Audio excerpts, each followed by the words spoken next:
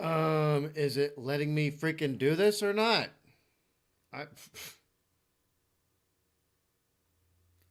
okay, cool. I mean, it says I'm live, but I'm looking at the stream and it shows it's frozen. So I'm like, I'm like, I don't know what to do. Oh well, too late to go back now. I can't just stop it. Can't just stop it. I must continue. Must continue. Yeah, sorry I'm late, everybody. Sorry I'm late. Whatever. YouTube's been messing with me recently, especially when I was doing like the for giggles and snits things earlier. So they've been messing with me even more hardcore because of that.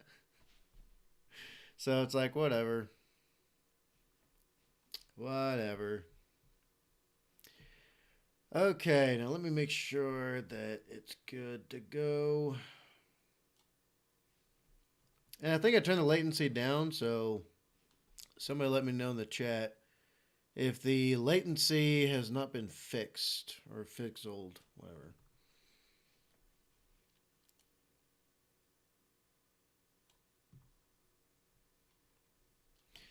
All right, pretty soon here I'm going to bring up some MrBallen. Okay, there we go. Yeah, I'm just giving it a little bit. Just giving it a little bit. All my stuff. Okay, it says my bit rates are good. So I don't know. Maybe it's just me. Yeah, it's probably just me.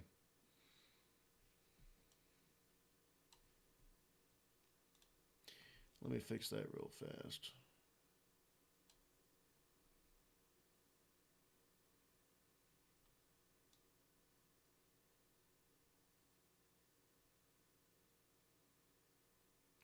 I'm kind of big, but whatever. It's whatever. All right, that should be okay. Hello, everybody. Sorry, delayed. Delayed by a huge amount.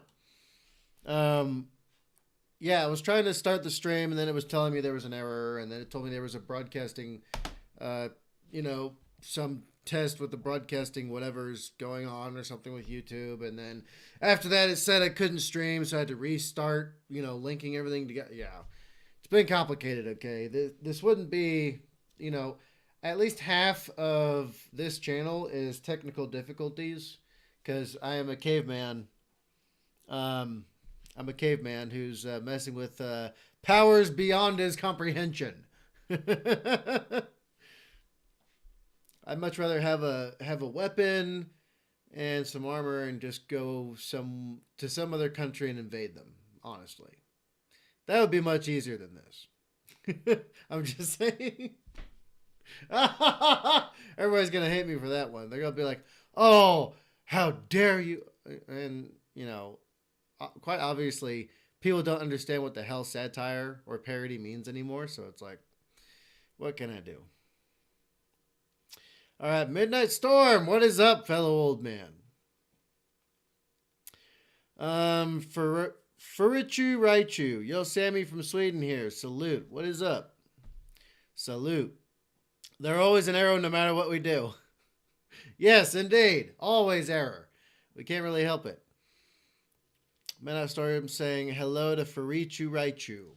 Oh, yeah, that's right. I forgot to share the freaking stream on. Yeah, I forgot to share the stream. That's what I messed up on. Here, I might as well do it live. Oof. Yeah, I might as well do it live.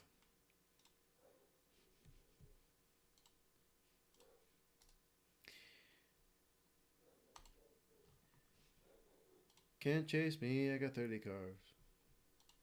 I was listening to some Upchurch this weekend while I was working.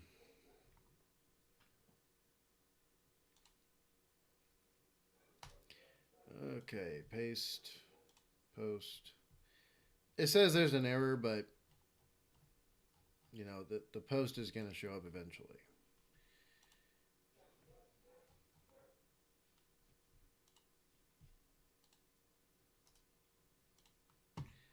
All right, let me post it. Whoops, I already said that. Oh, okay, cool. Whatever. It's being finicky. Cool. Furichu Raichu. Kind of, sort of like Twitter, MySpace, and Facebook all had like a mashup, essentially. And Parler is a lot closer to Twitter than everything else is. It's basically Twitter, just a lot less censorship and a lot less oppression and suppression.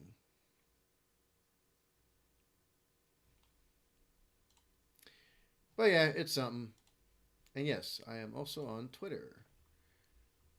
Somehow, I wasn't taken down on Twitter before Elon bought everything. So, yeah. UTEP! Let's go, UTEP. You better win. I'm rooting for y'all.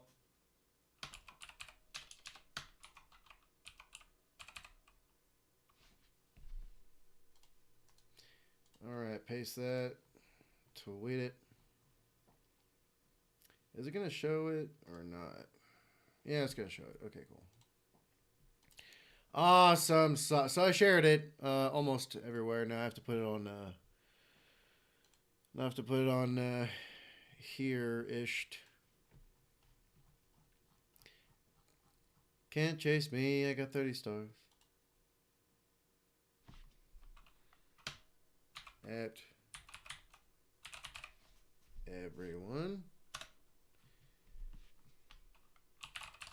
Live with new MrBallen. There we go. We'll see if that does anything. Okay, so it's been about 7 minutes. Okay, I might as well jump into it then. Jump into it, get that out of the way. Midnight Storm. Badger talks shit and gets banned or shadow banned. ETC. Lamau. Par for the course. Pretty much. Fracture. My father has done military stuff when he turned 20. He was born in 1950. My grandma was born in 1918. Did some A in the World War II. And I think my uncles did some military stuff as well. That's pretty cool. Yep. People need militaries. They really do. All right, so she saw the warning, but went anyways from MrBallen. I might as well jump into it, right? So let's see what's going on here. In 2016, a couple was walking up this dirt path on this wooded hillside when they came up to this huge barbed wire fence. And all over this fence were signs saying no trespassing and warning people that what was on the other side of this fence was very dangerous. But the couple ignored these signs and slipped through a break in the fence to the other side and just kept on walking. Minutes later, that couple would come face to face with a monster. But before we get into that story, if you're a fan of the strange, dark, and mysterious delivered in story format, then you've come to the right place because that's all we do, and we upload once a week. So, if that's of interest to you, please offer to do the like button's dishes, but be sure to leave all of the cups and bowls right side up inside of their dishwasher. Also, please subscribe to our channel and turn on all notifications so you don't miss any of our weekly uploads. Okay, let's get into today's story.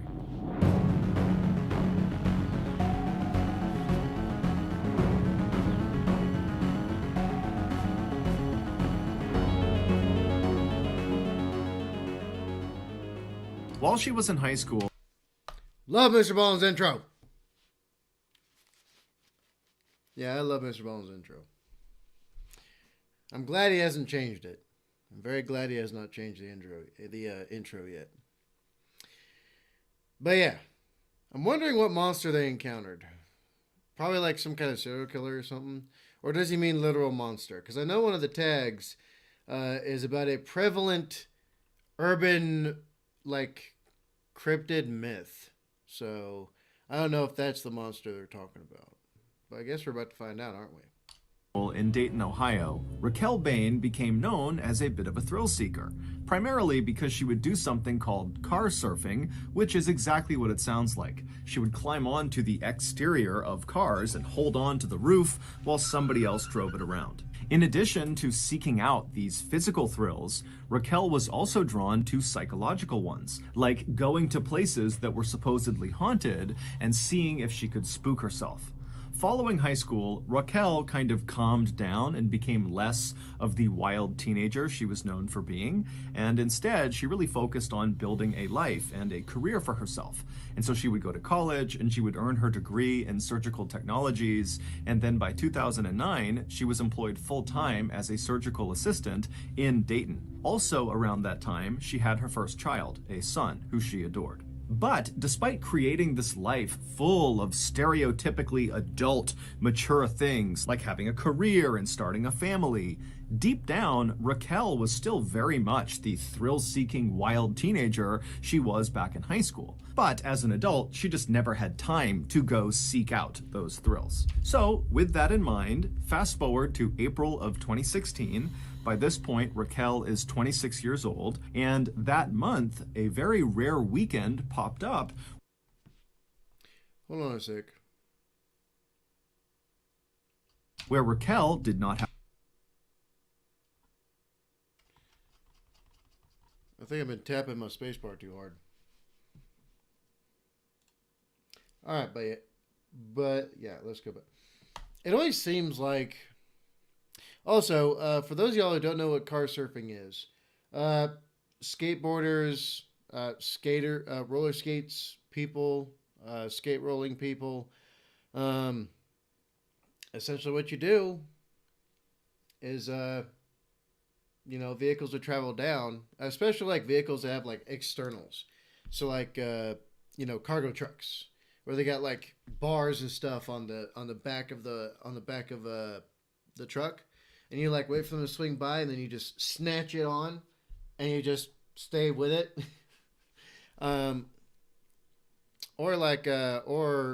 Sometimes people would hitch rides in slow traffic on vehicles. So like you would like jump and grab the back of a pickup truck or something. Hopefully people didn't notice that you jumped on, because sometimes they'll try to shake you off or they'll stop, and then they will like try to get you in trouble or try to get you off their vehicle. When it's like, but yeah, we also did that with trains. Yes, believe it or not, we did that with trains. So a good amount of the time, trains have to slow down moving through a residential area. Thus, they're blaring the horn, they're going a little bit slower, all that kind of stuff. Except like certain, I guess it depends on like the county or the city. Sometimes they won't set speed limits for trains. And yeah, so you gotta be careful which ones you're catching. But yeah, we would the train would go from one place to another. It'd be moving through a residential area. So, we would sprint after the train and jump on the back of it. We just jump, grab the ladder, and climb up, and get a free ride to like the other side of town. And then before the train left town, before it started like accelerating, we would pretty much be pretty close to like where we wanted to go, and so we'd jump off running essentially. And then yeah, like. So lucky none of us died, honestly. But yeah, stuff like that. Like, is it probably dumb? Yeah, but I mean, let kids be kids. I guess that's the only thing you can do. But yeah, good times. But it seems like a repeating pattern that like those who really want to like have everything, it seems. They don't seem able to do it in moderation. Like, to explain, I mean, she's like, I'm still wild. Okay, but you gotta You got to temper that a little bit, okay? Um, be careful about things. You have duties, responsibilities, obligations in your life now, so hopefully you think about that. But what do you do? What do you do? The heck? Thrills. So, with that in mind, fast forward to April of 2016. By this point, Raquel is 26 years old, and that month, a very rare weekend popped up where Raquel did not have to work and she didn't have any childcare responsibilities. And so, wanting to take advantage of this free time, Raquel asked her boyfriend, 41-year-old David Nee, if he would join her on a road trip that weekend to Louisville, Kentucky, where Raquel wanted to check out the infamously scary Waverly Hills Sanatorium. Ooh, buddy. If I ever get enough subscribers to where they would pay me to go there, I will. I'll most certainly do it. I'll probably make it part of like a Badger tour or something. Like go meet my members in person and like, I don't know, take pictures or get videos with them or something. Do like a statewide tour. Just driving my truck around. Or maybe my bike.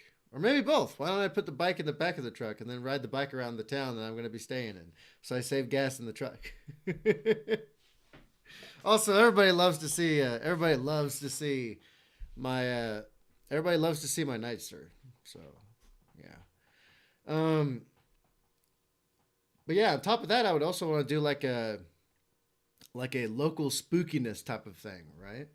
Where it's like, okay, except I would go with like someone who's like a member of the channel or like a heavy donator. I'd go with them, like, visit their town, see their town, have them show me around, and then like have them take me to like their local haunted place or something like that. And then record a video with that member, right? Wouldn't that be cool? That'd be something else. That'd be pretty awesome. Anyway, let's keep going. Back in the 1900s, Waverly Hills was a place where tuberculosis patients were sent. Tuberculosis, or TB for short, is an infection of the lungs and it can be deadly. Today, there's a cure for it, but back in the early 1900s, there wasn't. And so most of the people who went to Waverly Hills died there, and usually very slowly and painfully and in total isolation from their families, because in virtue of being sent to Waverly Hills, they were effectively being quarantined to stop the spread of the disease. Yeah, the story of Waverly Hills is tragic. And by the way, there they pronounce it Louisville. I'm not shitting you. It's pronounced Louisville. Everybody else says Louisville, or they say Lowville, but they pronounce it there Louisville. Which at first first time I went to Kentucky, I was confused. I was like, "What are you talking about?" Like, and they're like, "We're going to Louisville," and I'm like, "Huh? Louisville? Where's that?" and people think that I have a bit of an accent. That's hilarious. Waverly Hills would eventually shut down permanently in 1961 because by that point the cure had been found, and after it shut down, the building basically just sat there. Nobody else came in and turned it into anything else. And so this building is basically abandoned, and lots of people began sneaking in to see what it was like in there, and a shocking number of these trespassers reported seeing ghosts inside. Today, the sanatorium is still very much in the same condition it was left in, but the Waverly Hills Historical Society has stepped in and made it very hard for people to sneak into the building. However, knowing people do want to go in and look around, the Historical Society has begun offering guided tours of the sanatorium, and these tours are given exclusively at night to increase the spooky effect. And so David, Yeah, last time I was in Kentucky, I was at Fort Knox. Or I was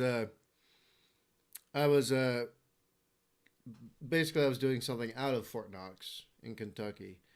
Um, and we were training up essentially like OCS and ROTC, trainees. Um, this was a while back, while ago. Um, but yeah, and I thought about going to Waverly, but it's about 2 hours away from Fort Knox, I would say, something like that. And I never had the time. I was really disappointed I couldn't go. I wanted to walk around it just to walk through it. See, I did. Um, but yeah, I remember looking it up, and they had like the historical society was like in charge of the tours and stuff. Me personally, I would have wanted to go by myself, or maybe me and another person, like recording, just walking around, not looking for ghosts, just walking around. It's a hell of a historic site. Anyway, let's keep going. Who had only been dating Raquel for a month when she asked him to come with her to the sanatorium, he was not really that keen on doing this. It did not really appeal to him to go walking around this totally terrifying place, but he could tell it was important to Raquel. She was really excited about it, and so he agreed to go. A few days later, on the late afternoon of April 23rd, the new couple left Raquel's place, they climbed into the car, and they began driving south. 3 hours later, they arrived in Louisville and they stopped to get dinner. And then after they were done eating, they looked at the time and realized it was only about 6:45 p.m. and the tour they had scheduled at the sanatorium was not until 10 p.m. So they had a few hours to kill. And before David could suggest anything, Raquel already had the perfect idea of how they should kill this time. She told David that earlier that day, she had learned about a spot just outside of Louisville that might actually be more terrifying than the sanatorium they had come all this way to see. And so Raquel wanted to spend these few hours checking out this new spooky spot.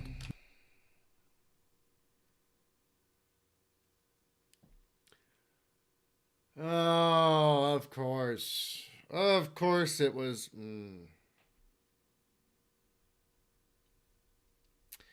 Of course. Of course. Duh. That's completely and totally how it's going to happen and go down. Of course. Hey, there's a place that should be even worse than the already pretty bad place we're going to head to.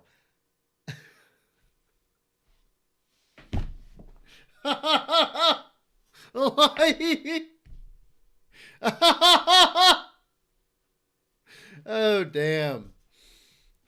Oh, damn. Of course. Of course. Let's up the danger level. Just for shits and giggles. Oh, man. I love it. I love it. People are gonna people. You really can't control that, can you? Me personally, everywhere I go, I'm armed. Everywhere. Yes, literally everywhere.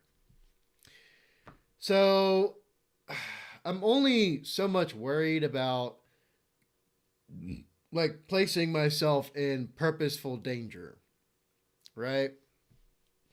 I'm not gonna, if there's a chance that I'm going to, if there's a good enough chance that I'm going to encounter some kind of danger, I'm going to do my utmost, all and best, to completely and totally avoid placing myself in that situation. Because it is incumbent upon me to ensure my own safety and security. That's incumbent on me. So if I get myself into any situation, no matter what it ends up being, no matter what the lead up to it is, and I have not ensured my personal safety and security, that's on me, son.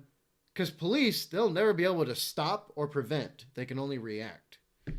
So, yeah.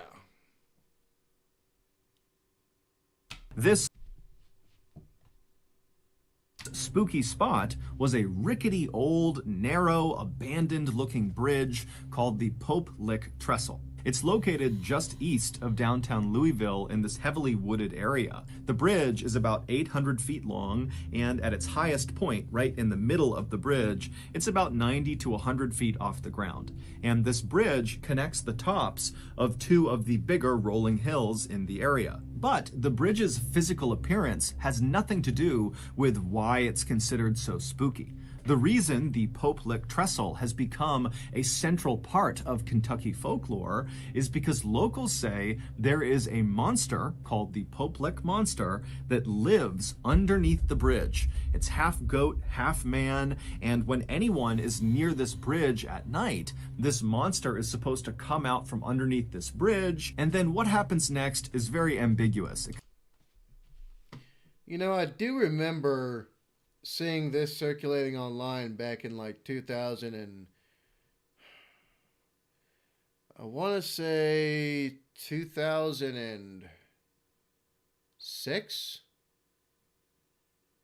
2007 was like the first time I saw this image of like the goat man apparently. I mean, who's to say what's out in the woods? Nobody really knows.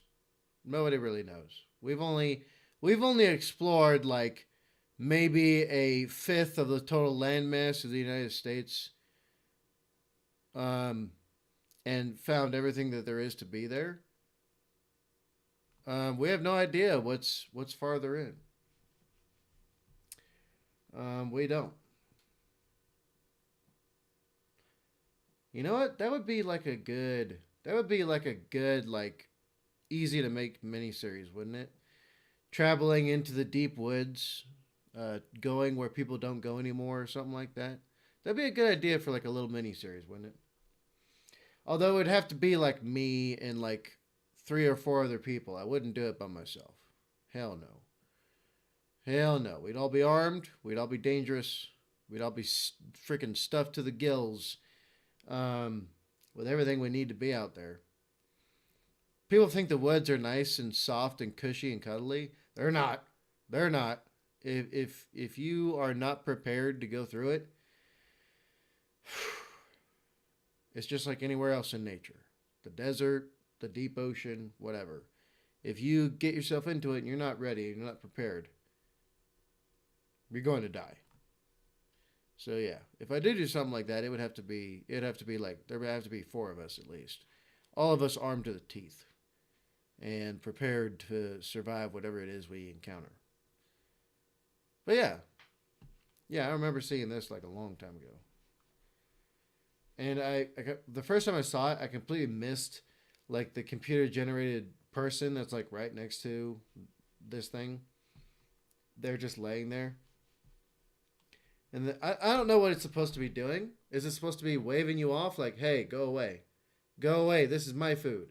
My food. Go away. Leave me alone. My food. Oh, man. That'd be funny, wouldn't it? This monster is supposed to come out from underneath this bridge, and then what happens next is very ambiguous. It kind of depends on who you're talking to, but generally speaking, once the Pope Lick monster has emerged and it sees you, you're dead. Now, how you die ranges from the monster leaping out and attacking you with an axe to the monster using some sort of mind control to lure you up onto the bridge where you leap off. David, after hearing this suggestion, was again not really that keen to go do this really terrifying sounding thing, but seeing the excitement in his girlfriend's face, he agreed to go.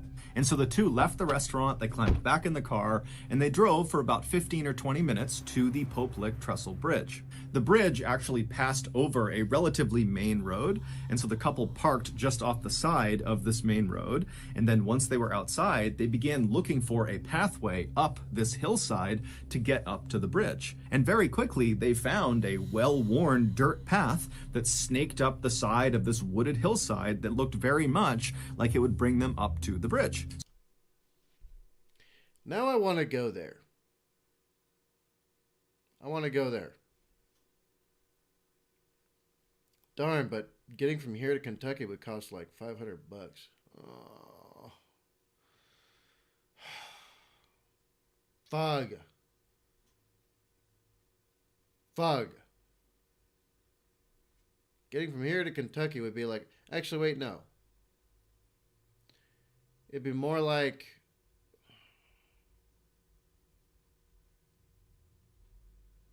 because it's like 120-ish, like at most to fill up my gas tank. My truck's maximum range is like, it's like 420 miles or something like that. 430.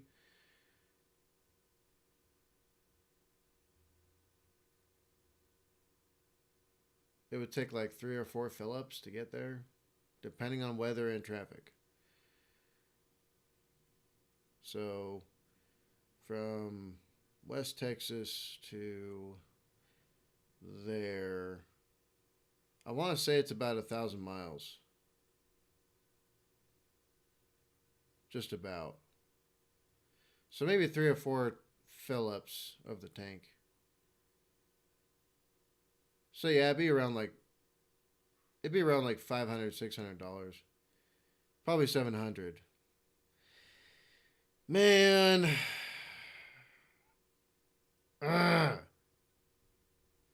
Freaking. I want to go see cool things again. Anyway, let's keep going. So, with Raquel in front and David behind her, they began walking up this dirt path. And as they're walking, they start to see signs that clearly say, "No trespassing." But they ignore them because they're looking at this path thinking, okay, lots of people clearly come up here, so we've got to be okay. And so they keep on walking up this path, and they're getting closer and closer to the top of this hill where they think it's going to connect with this bridge. And right as they're getting close, they see there's this huge chain link fence, this 8-foot tall chain link fence with barbed wire across the top that extends in either direction out of view. And so the couple walks up to this fence, and there are more signs that say no trespassing, private property, and there are additional warning signs saying that what is on the other side of this fence is also just plain dangerous. So turn around and leave.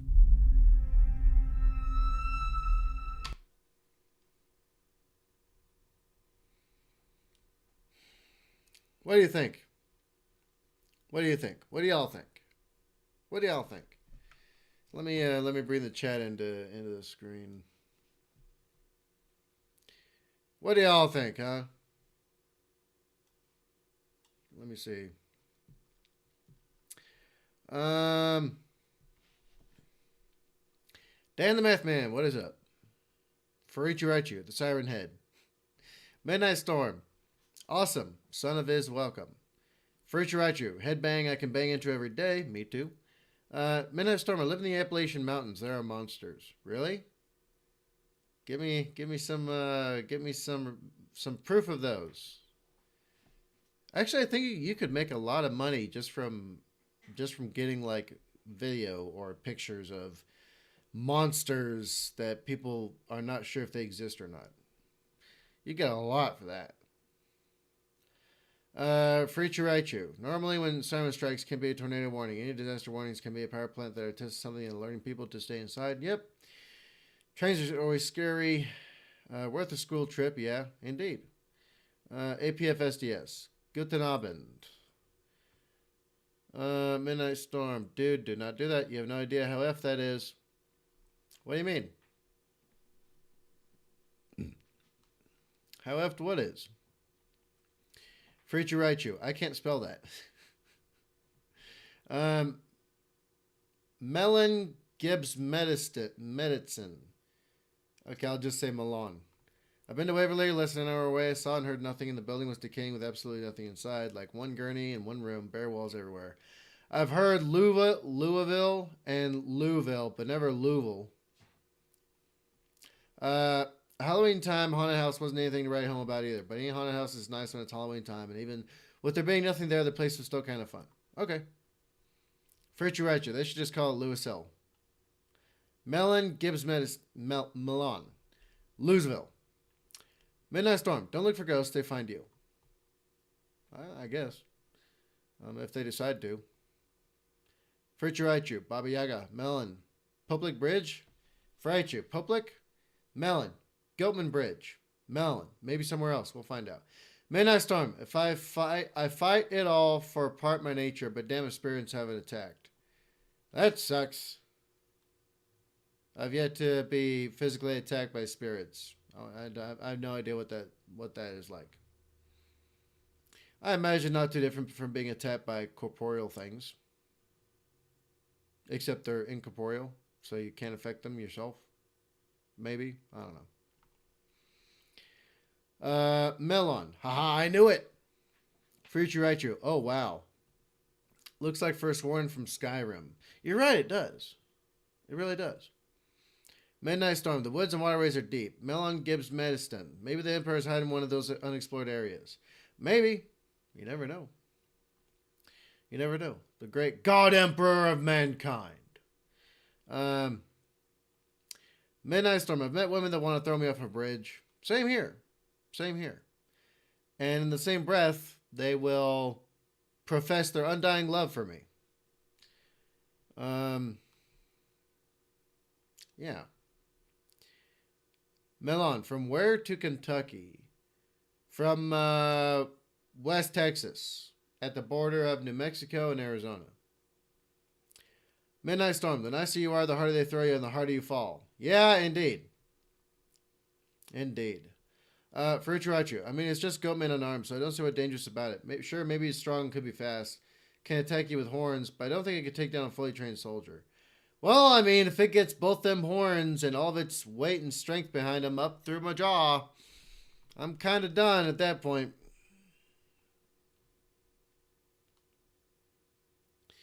Melon. Obviously, it's just the world's first beastman. I guess so. Free Treasure. Minotaur would be scarier. Jaden Darrow. Sup, dude? Sorry I'm late. Hello, what's up, Jaden? How you doing? How are you doing, Jaden? All right, let's get back to the show, shall we? Let's go. Every fall, when the leaves start to turn colors and the weather starts to get cool, people flock in droves to their nearest coffee shop to order a pumpkin spice latte. And every year, when I see this phenomenon occur, I think to myself, how hasn't anyone started a seasonal eel teeth and milk sandwich restaurant? It's such an obvious compliment to the pumpkin spice latte. Well, this year I decided enough was enough. I was going to fill this massive hole in the marketplace and become the eel teeth and milk sandwich king. However,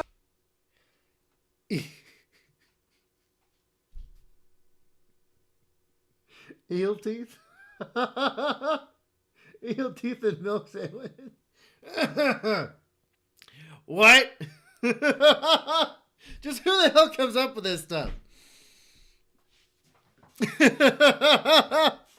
Like, who comes up with this? Who is the writer of these things? Is it MrBallen himself, or is it somebody else? Eel teeth? What the hell? Okay, let's see what the rest of this is. For Ichu Raichu, if MrBallen were God and started creating stuff, we'd live in a very weird world. Yeah. It'd be pretty insane. However, I pretty much immediately ran into a very big issue. The 5 mini poodles that I hired to help me grow and run this restaurant franchise instantly began to struggle with some basic tasks that I had outlined in the job description, like being able to hold things with your thumbs and speaking a human language. And so just a couple of days ago, as I'm sitting in my office trying for the 100th time to teach these mini poodles how to speak English and how to use their thumbs, my pet frog, Seagull Lung, came flying in and slapped me right in the coccyx and said, "Papa, tu avoir." Papa, tu dois avoir ZipRecruiter. Papa, tu devoir ZipRecruiter, which of course in French means, Dad, we need to use ZipRecruiter.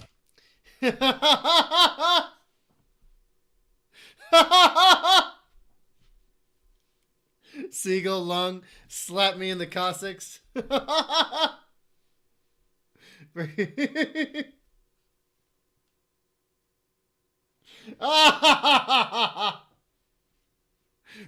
what the hell? Seagull Lung Seagull Lung came out of nowhere and slapped me in the coccyx.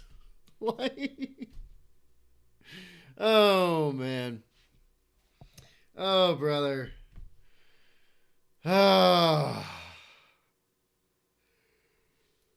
Ah. I laughed so much my brain lost oxygen. Oh. Or maybe it's just me. I don't know. But like, yeah, let's keep going. In the coccyx. And boy, was old Lungy right. ZipRecruiter, which is the #1 rated hiring site according to G2 satisfaction ratings as of January 1st, 2022, uses its powerful technology to find and match the right candidates with your job. And then you can easily go through all of these recommended candidates and invite only your top choices to apply for your job, meaning you won't have to hire as many unqualified mini poodles. And right now, you can try ZipRecruiter for free at my exclusive web address, ziprecruiter.com/MrBallen. I feel like poodles are like a stand-in for all the people that don't want to work. So I feel like MrBallen's taking a huge jab here at a certain type of people. That's what it seems like to me, at least. Poodles. Actually, that's perfect. Poodles, they look good. You can pretty them up. And they're all fancy, but completely useless in every other way. Except for, well, I mean, I guess they're kind of, sort of... I don't know. I've never met anyone that had a useful poodle, so I don't know. Maybe I'm just lost on this one. Let's continue. Ballen. Again, that's ziprecruiter.com/MrBallen, or you can click the link in the description below. ZipRecruiter, the smartest way to hire.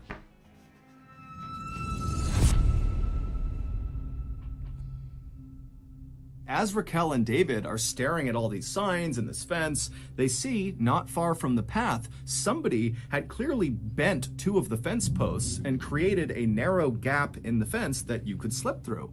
And so from David and Raquel's perspective, that looked like the way other trespassers must have found their way up to the bridge, and so it must be safe. And so once again, the couple disregarded all the warnings. They made their way over to this gap in the fence, they both slipped through, and they kept on walking up the hill. Just a couple of minutes later, they reached this clearing, which was at the top of this hill, and once they were in this clearing, they were able to turn, and they could actually see the bridge. It was only a couple hundred feet away from them, and it was totally intimidating. By this point, it's totally dark out, and from their perspective, all they see is this very narrow bridge that they know is 100 feet off the ground at certain points, and they can see there's no guardrails on either side of this bridge. It would have almost looked like a tightrope kind of extending off into the darkness. But even if the couple was really intimidated by the sight of this bridge and with all these warning signs before it, they were able to put their fear aside and just keep on going. And so with David now in the lead and Raquel behind him, they walked the couple of hundred feet over to the start of this narrow bridge, and when they got there, without actually stepping onto the bridge, David came to a stop, he turned around to face Raquel, and he gestured for her to come stand next to him so they could take a selfie with the bridge in the background. Because David, at this point, is thinking, we're not going to go on this bridge. We're just going to look at this bridge, take some pictures, and then we'll go. But Raquel, who he's looking at, gesturing to come stand with him, just walks right past him onto the bridge and takes several steps out onto this narrow, rickety old thing, and then she stops, turns around, and gestures for David to come with her and walk across the entire bridge. And David, again, is having his second thoughts, but he sees Raquel wants to do this, and so he agrees to go. After they had walked about 100, maybe 200 feet across this bridge, the two of them just started laughing because it was totally exhilarating what they were doing. Not so much the quest for the Popelec monster, but rather the very real risk they were taking walking this tightrope bridge in the middle of the night. The couple would continue to very cautiously but quickly make their way across this bridge, and when they reached about the halfway point, when they were at the highest point from the ground, the bridge itself begins to shake. And then from behind them, they hear this loud grinding sound. And so the couple, they whip their heads around and they see there are these two bright glowing lights that are looking right at them all the way on the start of the bridge. And they realize it's a train. When Raquel and David walked up that dirt path and snuck through the fence and reached the top of the hill and could actually see the Popelec Trestle Bridge, they would have also seen the train tracks in the hillside that clearly extended onto the Popelec Trestle and went across the bridge. This was a train bridge. They would have seen that. But it's assumed that the couple, who didn't live in the area and so didn't know much about the Popelec Trestle, it's assumed they thought, well, you know, this is a train bridge, but it's got to be abandoned. It certainly looks abandoned, and it does. It looks totally old. It does not look active, even though it is. Or the couple thought, well, this is just an old train bridge. It might be active, but surely no train is going to come through anytime soon. We can get across the bridge before a train arrives. But, of course, they were wrong. When the couple turned around and saw these two headlights,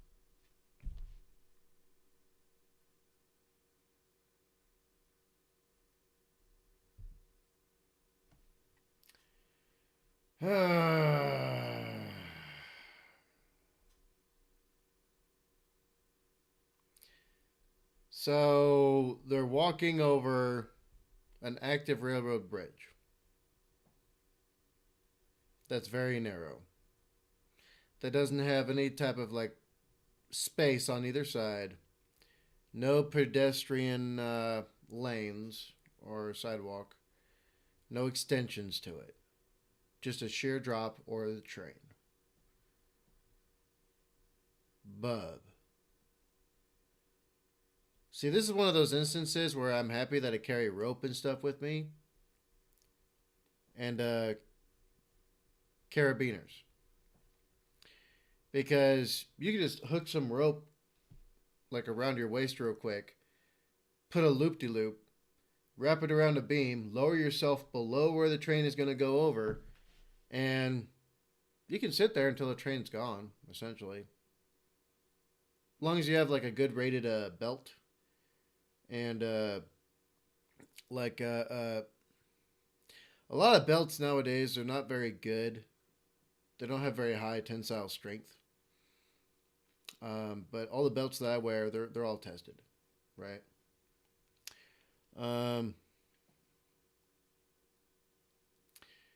But yeah, like, okay, so there's a train coming. I didn't expect this. I didn't know this was gonna happen.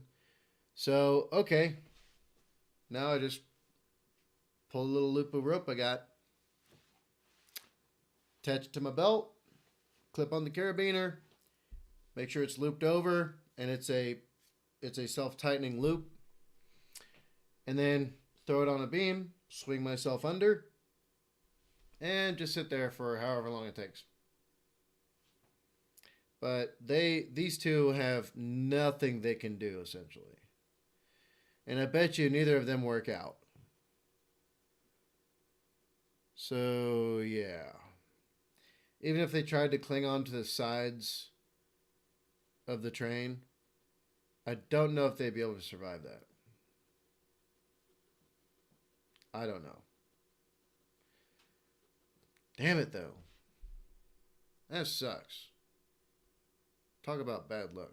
Lights bearing down on them, they quickly realized they would not be able to outrun this train. The train's clearly trying to stop. It has seen them. It's hitting its brakes. It's sounding its horn, but it's just clearly moving too quickly. So they cannot run to the other side to safety. And because this bridge was meant for a single train to pass through, there was no other track they could just jump onto to avoid being hit. And there were no walkways on either side of this railway. And And so literally all they had was the track that this train was going to cross over, and they were on it. And so with no other choices, David yells to Raquel that they have to climb down and hang off the side of this bridge. Now, there were these wooden slats that ran underneath the rails. They ran perpendicular to the rails, and these wooden slats kind of extended off the edge of the bridge on either side. Or they could scout out where the nearest column, I guess you could say, or brace was, and climb onto that maybe. But they don't look like the really athletic type either, so they would probably try to climb down and then fumble and fall anyway. That's the unfortunate thing about people being very lazy nowadays, is that, you know, you got people struggling to open a jar. It's like, what? What? So yeah, asking them to like find like a beam or a pillar or a freaking anything that they can climb down on and not just fall to their deaths, that'd probably be too much to ask. Which is unfortunate. Just a couple of inches. And so in theory, if you were holding onto the outside of one of these wooden slats and kind of dangling off the edge of the bridge, a train could cross those tracks and not run over your hands or fingers. You would just have to hold on that whole time as the train is rumbling through. And so David, he flops down onto his stomach and he's trying to lower himself as fast as he can as this train is getting closer and closer, and he's yelling for Raquel to do the same thing, but she's not really moving very quickly. And finally, David, he gets in position. He's hanging off the edge of this bridge on these wooden slats, and he sees Raquel. She's not quite there, and then the train comes flying through. It strikes Raquel and sends her flying off the bridge to the ground below. David would somehow manage to hold on the whole time as this train went past him, and then once the train had passed him, he pulled himself back up onto the tracks. He ran the rest of the way across the bridge. He went down that hillside, and when he found Raquel, it was immediately apparent that she was deceased. Oh, man. That had to be super painful. But then again, adrenaline is a wonderful thing. And he is a man. Now, for everybody who's going to take that comment in the modern sensitivity context, yes, he is a man. So he's built different.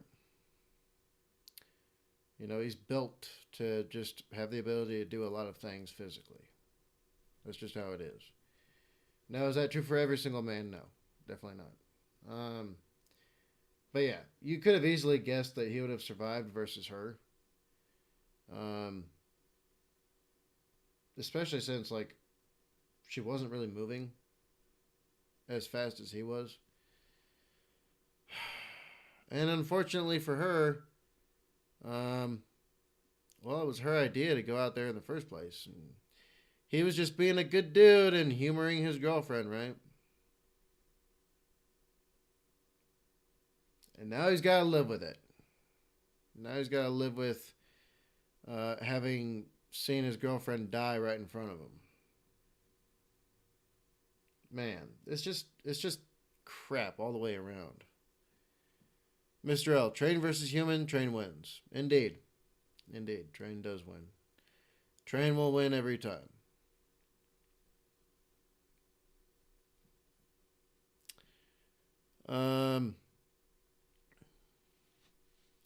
Midnight Storm. Guess my arms are bigger and such today, but there's a coin and a pain to face. Never go to the gym half drunk. Gym night. Yeah, gym is good. Furichu Raichu. A classic test to see if there are trains coming and put a coin on the rail. If it starts shaking, it's a train on its way. Yeah, makes sense. Makes sense. Midnight Storm. All the way down. We used to go walk train bridges when we were kids. We would run to a pylon and drop onto it. Find a pylon, drop onto it. Lack of skill and intelligence. Pretty much. Furichu Raichu. Poor fingers. Midnight Storm. Survivable. Mr. L. Train versus human. Train wins. Midnight Storm. In every structure, there's a place to escape to. Mr. L. Thomas the Train. I'm here to run over some fools. Yeah, right? And that's what happened. That's what happened. In the end, the railroad was not issued any citations or sued for negligence. It was determined they did their due diligence by setting up that 8-foot tall barbed wire fence with all those signs telling people to stay back and warning people about the hazards of going past this fence. And so it was actually David who got in trouble for this tragedy. He was cited and charged with a felony of unlawfully disrupting and or delaying a train, causing financial damages. He would plead to a lesser charge of trespassing and would be fined $2,300. Shockingly, this tragedy is just one of many that have occurred on the Popelik Trestle Bridge. Since the bridge's construction in the 1800s, there have been dozens of people who have died on this bridge, and several of these deaths, many of them fairly recent, the last 20 or so years, have occurred under the same conditions as Raquel's.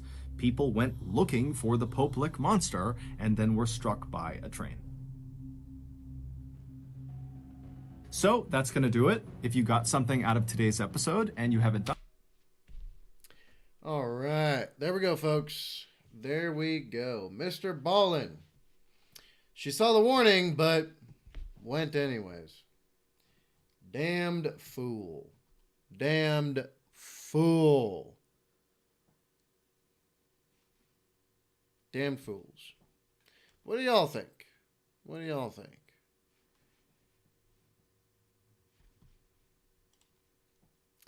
All right, let me transition this over. What do y'all think? Me personally,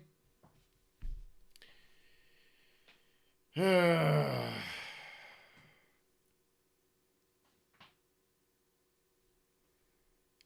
me personally, I think they were being stupid. They played stupid games. They won stupid prizes. And people are going to say stuff that's even dumber than that and be like, oh, they didn't deserve it. I think if you get yourself into any situation that puts you in mortal danger, it's your fault. It is. It is. It's just that people don't want to take responsibility and accountability for their own actions. So they try to avoid putting that on other people as well. Because if you make it to where nobody is accountable or responsible for their own actions, then nobody has to take either of those things with any seriousness, right? But yeah, like I say all the time, people going people. And that's what they did. They peopled. Which is, it's sad and unfortunate, right? But at the same time, they got themselves into something they had no idea about. Obviously, they didn't do any real research. Obviously, they didn't try to see what was around. Obviously, they didn't try to see if that was an active bridge or not, or anything else. They just showed up, jumped on, and paid the consequences, right? So, yeah. Unfortunate. And that's why always try to prep the best you can. Prep the best you can. Before you go anywhere, do your research. Figure out everything you need to know about the area. Talk to locals, all that kind of stuff. Yeah, and take into consideration whenever you're going someplace that you are not familiar with, that you got to get to know about what you're getting into. Man, that sucks, but that's just par for the course, essentially. Let me read the chat real fast. Frichu Raichu. In the future, I hope some people can build a sidewalk. If a train would come, you can just go to your left or right and have a safe space. I mean, you could, but what's the point in doing that at a place that has pretty much 0 foot traffic, right? So I understand why they don't do it. Besides, they tell people not to. They literally tell people not to, and people do it anyway, even though people die over there all the time. So, who knows? Maybe they should just cage off the whole area and lock it down real tight, and post security.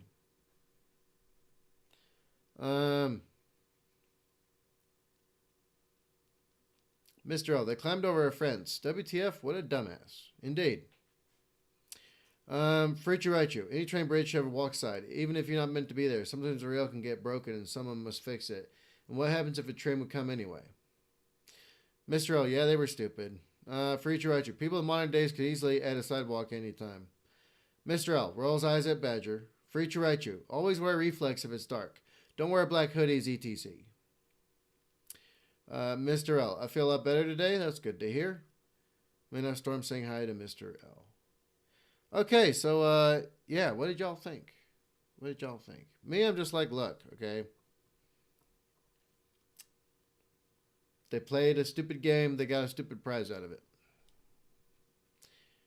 Not much else to say there. Is it sad and unfortunate? Yeah, it is. But, like I said, you do stuff like this, and you're not prepared for it, well, this is the end result. And that's sad and unfortunate, but it is what it is. So, yeah. But what did y'all think? What did y'all think? Y'all let me know in the comments. Let me know in the chat. Let me know all around with everybody, okay? All right, now I'm going to